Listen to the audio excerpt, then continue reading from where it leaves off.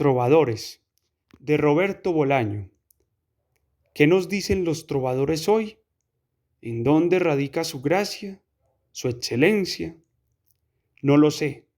Recuerdo que empecé a leerlos influido por Poe y, sobre todo, tras los estudios deslumbrantes de Martín de Riquer. A partir de ese momento, poco a poco, fui atesorando libros y antologías en donde aparecían los nombres de Arnaud Daniel, Marcabrut, Bertrand de Born, Peire Vidal, Giraud de Bornel.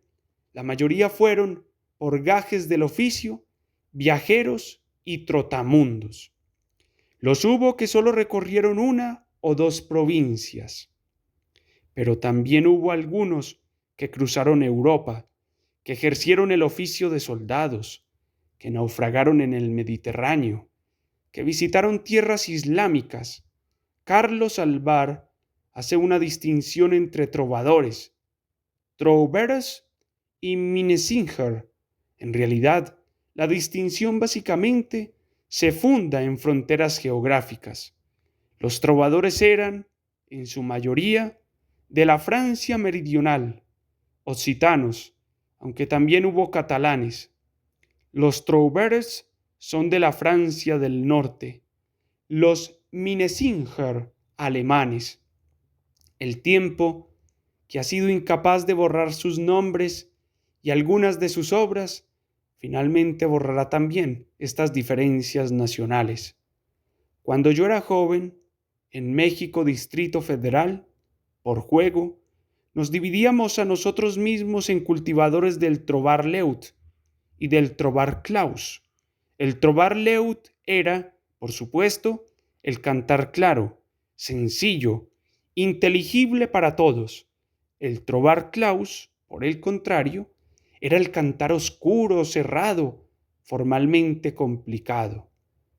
Pese a su riqueza conceptual, sin embargo, el trobar Klaus en no pocas ocasiones podía ser más violento y más brutal que el trobar Leut, que generalmente era delicado, como si dijéramos Góngora escrito por un presidiario, o, más acertadamente, como si en el trobar Klaus se prefigurara la estrella negra de Villon.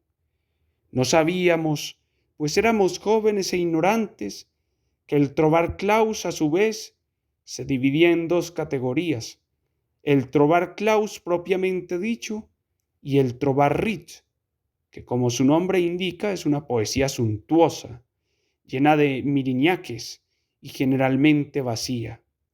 Es decir, el trobar Klaus encerrado en la universidad o en la corte, el trobar Klaus despojado del vértigo de las palabras y de la vida. Sabíamos que sin la poesía trovadoresca no hubiera existido el dócil estilo nuevo italiano, y sin este no hubiera existido Dante. Pero lo que más nos gustaba era la vida descarriada de algunos trovadores.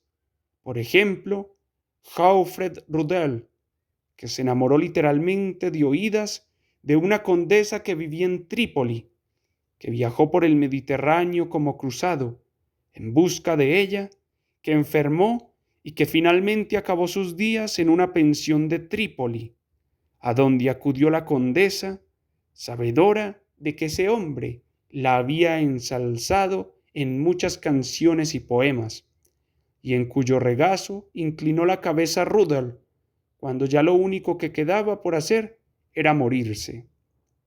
No sé qué nos dicen hoy los trovadores.